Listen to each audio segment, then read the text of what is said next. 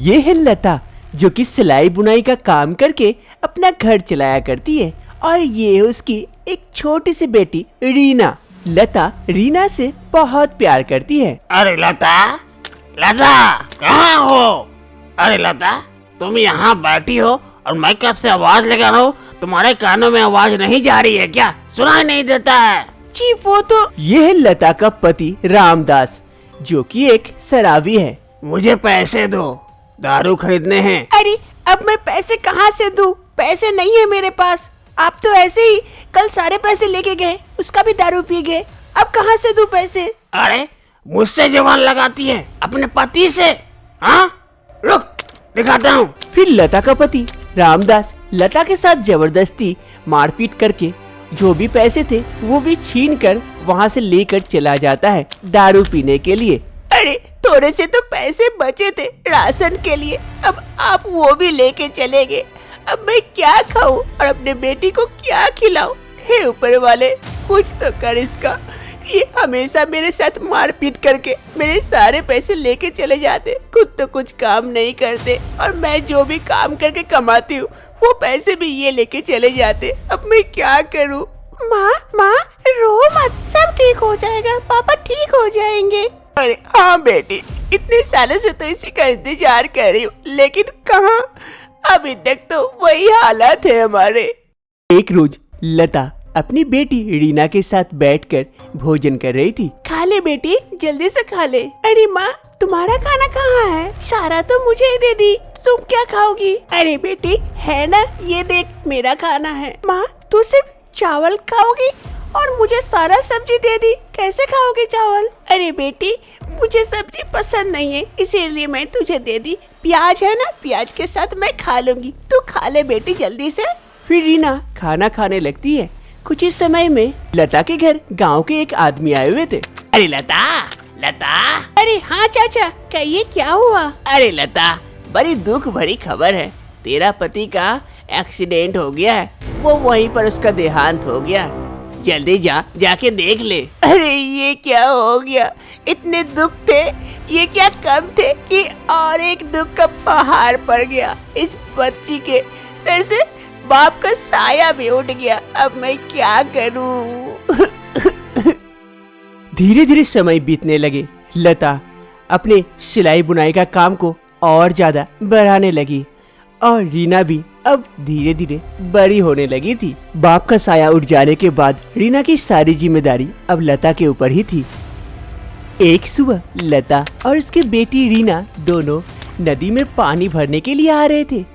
वही नदी से पंडित जी नहा के मंदिर की ओर जा रहे थे। पंडित जी की नजर रीना पर पड़ती है। वो कहते हैं, अरे लता बहन, तुम और ये लड़की कौन है? अरे पंडित जी, ये तो मेरी बेटी रीना है। अब तो रीना भी बड़ी हो गई है, तो इसके लिए भी कोई रिश्ता देखिए ना पंडित जी, अच्छा सा लड़का मिले तो। अरे क्या सही समय पर तुमसे मुलाकात हुई है। एक रिश्ता है, बहुत ही अच्छा रिश्ता है, लड़का बहुत अच्छा है और अच्छा खासा कमाता भी है। अरे लेकिन पंडित जी, उतना हम लोग कुछ दे नहीं पाएंगे ना, आपको तो पता ही है हमारी स्थिति, हम कैसे घर चलाते हैं। अरे इसके लिए मत सोचो, उसका परिवार बहुत अच्छा है, उसे कुछ भी नहीं चाहिए। तुम कहो तो मैं उनसे बात करूं?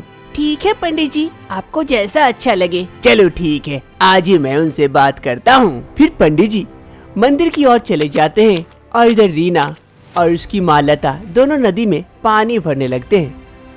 2 दिनों के बाद रीना को देखने के लिए कौशल्या और उसका बेटा सुभाषिस दोनों लता के घर आते हैं। सुभाषिस और उसकी माँ रीना को देखकर पसंद कर लेते हैं।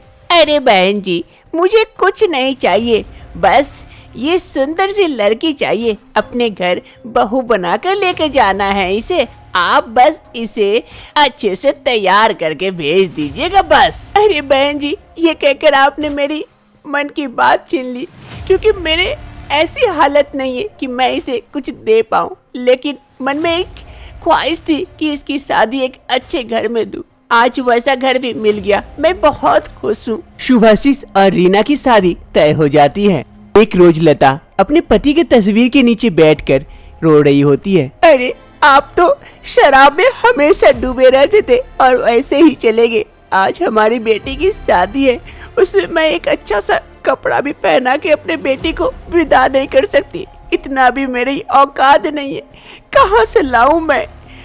लता अपने पति के तस्वीर के नीचे रो रही होती है। तभी उसकी बेटी ये सब सुन लेती है।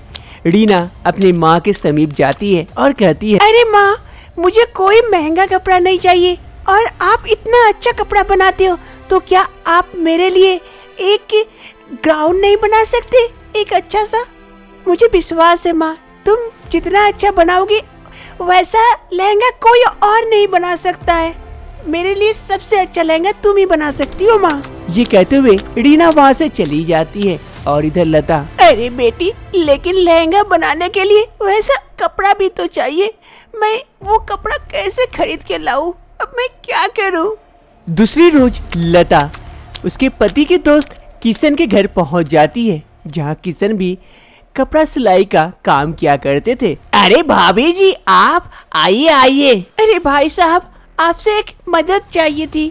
अरे हाँ हाँ भाभी जी, कहिए ना, अगर मुझसे हो पाएगा मैं आपकी मदद जरूर करूँगा। अरे भाई साहब, वो मेरी बेटी की शादी लगी है, उसे शादी में नया गाउन बना के देना है, लेकिन मेरे पास कपड़े नहीं है और कपड़े खरीदने के पैसे भी नहीं है, इसीलिए मैं आपके पास आई। अगर आपके पास ये कटे छिटे कपड़े गिरे हुए जो फेंक देते हैं वो हमें दे दे तो बहुत मेहरबानी होगी। अरे भाभी जी, इसमें मेहरबानी किस बात की, आप ले जाए। यहाँ देखिए बहुत सारे कपड़े के टुकड़े पड़े हुए, ये मेरे किसी काम के नहीं है, ये आपके कोई काम आएंगे तो अच्छे है ना। फिर लता वो कटे छिटे कपड़े जो भी गिरे हुए थे वहाँ से उठा लेती है और अपने घर की ओर चल देती है। फिर लता काफी मेहनत करने के बाद एक सुंदर सा लहंगा तैयार करती है। तभी वहाँ पर रीना पहुँचती है। रीना उस लहंगे को देखकर कहती है, अरे वाह माँ, इतना सुंदर लहंगा, बहुत सुंदर है। तुझे पसंद आया बेटी? हाँ हाँ माँ, मुझे बहुत पसंद आया। रीना को उसकी माँ के द्वारा बनाए गए लहंगा काफी पसंद आता है। अरे माँ, अगर तुम ऐसे ही लहंगा बना के बेचो तो काफी बिकेंगे और काफी ज्यादा सभी कोई लहंगा पहन पाएंगे, गरीब भी, किसी को और कोई दिक्कत नहीं होगी और आपको भी काफी अच्छी इनकम हो जाएगी। तो क्यों ना आप अब से लहंगा बनाने लगो। अरे बेटी, पहले तेरी शादी तो करवा दूं, उसके बाद सोचती हूँ। रीना और शुभाशीष की शादी हो जाती है। रीना शादी में वही लहंगा पहनती है और बड़ी खूब दिखती है। इससे उसकी माँ लता को काफी खुशी होती है। आज रीना की शादी के बाद पहली रसोई थी। वो रसोई में कुछ काम कर रही थी, तभी उसकी सास वहाँ पहुँचती है। अरे रीना बहू, ये क्या बना रही हो? वो माँ जी आप लोगों के लिए नाश्ता बना रही थी। अरे बहू, अभी अभी तो शादी हुआ है, अभी तुम्हें कुछ बनाने की आवश्यकता नहीं है, तुम जाओ, मैं बना लेती हूँ। अरे नहीं नहीं माँ जी, मेरे होते हुए आप क्यों बनाएंगे? ओ ऐसी बात है, अच्छा ठीक है, तुम ही बनाओ, मैं यहाँ रुकती हूँ। अरे नहीं नहीं माँ जी, आप जाइए, मैं नाश्ता बना के लेके आती हूँ। अरे बहू, मैं यहाँ रुकूंगी तो तुम्हारी थोड़ी सी मदद ही कर दूंगी, कम से कम कौन सा सामान कहाँ है ये तो बता सकती हूँ। अच्छा ठीक है माँ जी, आप यहीं रुकिए। रीना को एक अच्छा परिवार मिलता है, जहाँ उसकी सास, उसके पति रीना से बहुत अच्छा बर्ताव करते हैं।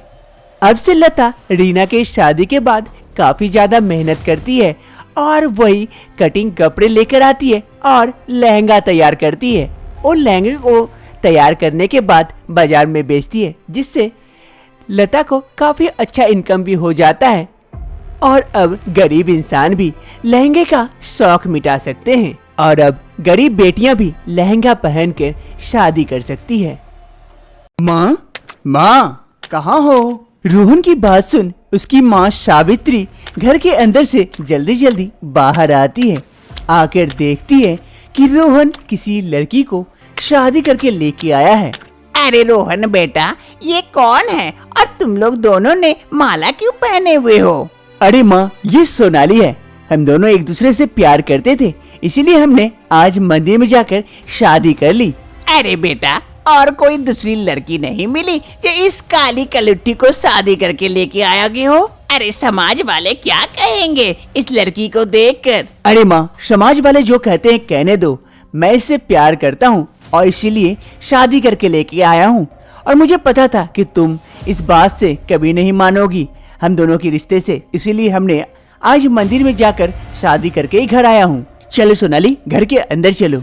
रोहन और सोनाली दोनों घर के अंदर चले जाते हैं। तभी सावित्री की बड़ी बहू सोना ऊपर से उतर आती है और अपनी सास के पास जाकर कहती है, अरे माँ जी, ये रोहन किसे शादी करके लेके आ गया? ये कौन है? ऐसा लग रहा है कि किसी फुटपाथ में रहती है या भिखमंगी होगी। अरे बहू, तो ठीक कह रही है। मुझे लगता है इसी लड़की ने कुछ जादू टोना करके मेरे बेटे को फंसा कर शादी की है। हमें इसे इसके जादू टोना से छुटकारा दिलाना पड़ेगा, मेरा प्यारा बच्चा। अरे माँ जी, आप चिंता क्यों करते हैं? मैं हूँ ना, मैं कुछ ही दिन में उसे ठीक कर दूंगी।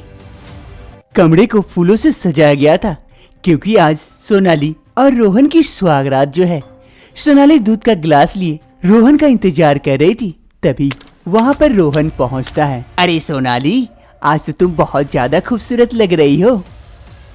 लेकिन सोनाली कुछ नहीं कहती, चुप रहती है। अरे सोनाली, क्या हो गया तुम्हें? आज तुम मायूस नजर आ रही हो।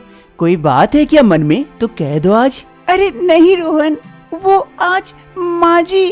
अरे सोनाली, माँ की बात का बुरा मत मानो। माँ अंदर से बहुत ही नाजुक है, वो ऐसे ही थोड़ी बहुत गुस्सा कर लेती है। बस देखना, धीरे धीरे सब ठीक हो जाएगा। वही सोच रही हूँ रोहन कि मैं कैसे मैनेज करूँ। अरे सोनाली, मुझे तुम पर पूरा विश्वास है कि तुम जरूर मैनेज कर लोगी। हाँ हाँ, मस्का मार लो। ये लो, तुम्हारे लिए दूध रखी थी, दूध पी लो। अरे वाह, दूध भी रखी हो? लाओ लाओ, जल्दी पी लेता हूँ, ऐसे भी भूख लगी है। आज सोनाली की पहली रसोई है, इसलिए वो किचन आती है तो वो देखती है कि पहले से उसकी जेठानी किचन में कुछ बना रही थी। अरे दीदी, आप क्या बना रही है? आज मेरी पहली रसोई है तो मैं बना देती हूँ, लाइए।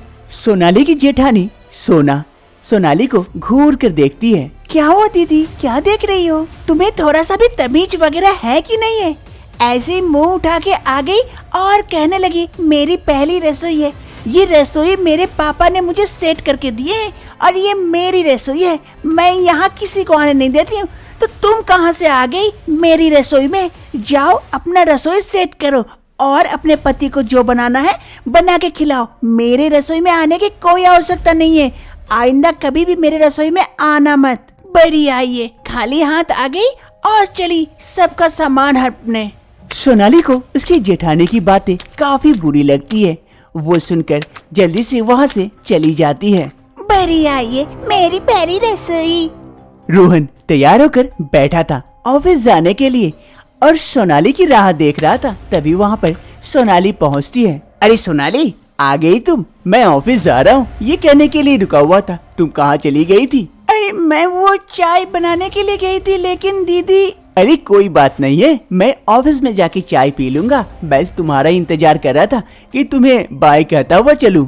बाय, मैं चलता हूँ ऑफिस। ये कहते हुए रोहन वहाँ से चला जाता है और इधर सोनाली। अरे अब मैं क्या करूँ, कुछ तो करना पड़ेगा।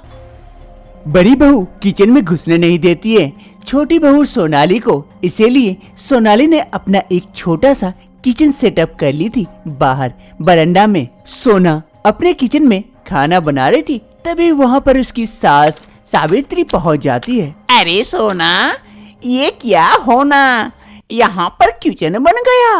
अरे हाँ माँ जी, मैं भी तो वही देख रही हूँ। अब शादी करके कुछ लेके नहीं आएगी तो ऐसे ही जिंदगी बीतेगी ना।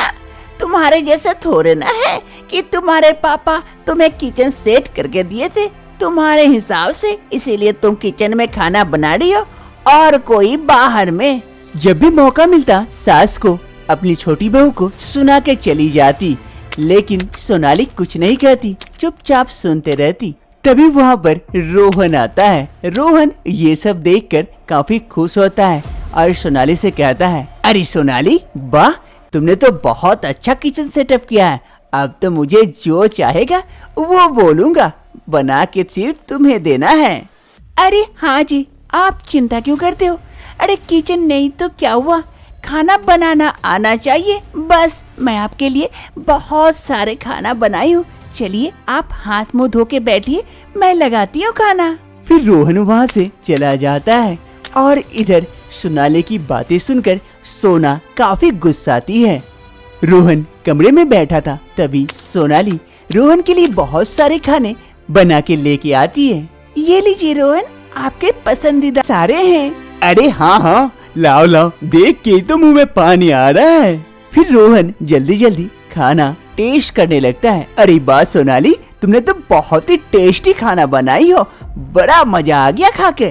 एक रोज सोना अपने किचन में खाना बना रही थी और इधर बाहर सोनाली भी अपने छोटे से किचन में खाना बना रही थी। तभी अचानक से शॉर्ट सर्किट होता है और सोना के किचन में अचानक से आग लग जाती है। चारों तरफ आग फैल जाती है।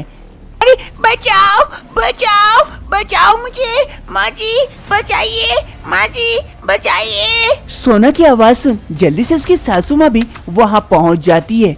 तब तक देखती है पूरा किचन में आग लगा हुआ है। अरे बहू बहू, कैसे हो गया? कैसे निकालूं मैं तुम्हें, कैसे निकालूं? अरे माँ जी बचाइए, बचाइए माँ जी, बचाइए माँ जी। अरे बहू चिंता मत कर, मैं आ रही हूँ, कुछ करती हूँ। जब तक उसकी सास कुछ सोचती कुछ करने का, तब तक सोनाली जल्दी से अपनी जान की परवाह ना करते हुए वो किचन में जाती है और सोना को खींचकर बाहर लेके आ जाती है। तब तक सोना बेहोश हो चुकी थी। अरे बहू क्या हो गया बहू? अरे माँ जी अब जल्दी कीजिए, इसे हॉस्पिटल लेके जाना होगा जल्दी से। लेकिन कैसे बहू, अभी तो मेरा बेटा भी नहीं है घर पे, कैसे लेके जाऊँ मैं इन्हें? अरे चिंता मत कीजिए, मैं लेके चलती हूँ, आप बस पीछे पीछे आइए मेरे। फिर सोनाली अपनी जेठानी को अपने गोद में उठाए लेके जाती है हॉस्पिटल की ओर और उसकी सास उसके पीछे पीछे जाती है। सोना को हॉस्पिटल में भर्ती कर दिया जाता है। उसे डॉक्टर चेकअप कर रही थी और इधर सोनाली और उसकी सास दोनों दूर बैठी। अरे बहू मुझे माफ कर दे, मैंने तुम्हें कितना बड़ा बुरा कहा और तुम्ही ने आज बड़ी बहू की जान बचाई। अरे माँ जी इससे क्या फर्क पड़ता है कि आपने मेरे साथ कैसा बर्ताव किया, हम इंसान हैं, हमें एक दूसरे की मदद करनी चाहिए माँ जी। अरे पेशेंट के घर वाले जो भी हैं, आप पेशेंट से मिल सकते हैं, अब ये खतरे से बाहर है, लेकिन ज्यादा बातें नहीं कीजिएगा, ध्यान से जरा। फिर डॉक्टर साहिबा वहाँ से चली जाती है और सोनाली और उसकी सास सावित्री दोनों सोना के समीप पहुँचते हैं। अरे बहन मुझे माफ कर दे, मैंने तुम्हें कितना भला बुरा कहा और तुम्हें अपने किचन से भी निकाल दी, लेकिन आज तुमने मेरी जान बचाई, मुझे माफ कर दे। अरे दीदी ऐसा क्यों कहते हैं? अरे बहू भले ही तेरा रंग काला है, लेकिन तेरा मन बहुत साफ है बहू, बहुत साफ है। शायद मैं तेरे जैसी बहू कभी नहीं ला पाती अपने रोहन के लिए। अब सभी कोई सोनाली को अपना लेते हैं। अब सोनाली के साथ कोई भी बुरा बर्ताव नहीं करते हैं। अरे बहू खाने में क्या बना रही हो आज? अरे माँ जी आपकी पसंदीदा छोले भटूरे बना रही हूँ। अरे वाह वाह, आज तो छोले भटूरे खा के मजा आ जाएगा। अब से सोनाली भी घर के सभी सदस्यों के साथ घुल मिल कर और खुश रहने लगी थी।